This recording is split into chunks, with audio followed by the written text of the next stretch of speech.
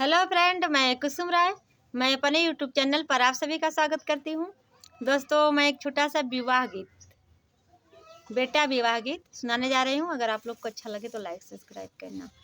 हंसी हंसी पूछली नैहर के सहेलिया हो, हंसी हंसी पूछली नैहर के सहेलिया हो, सखी कैसी रही ससुरारी, हाँ सीता राम से भजो, सास का चरण हम कहाँ ले बखाने हो, अरे ससुर गंगा जल पानी, हाँ सीता राम से भजो, सैया तो हमारे पलकों पे राखे हो, अरे ननदी बड़ी अभिमानी, हाँ सीता राम से भजो, अरे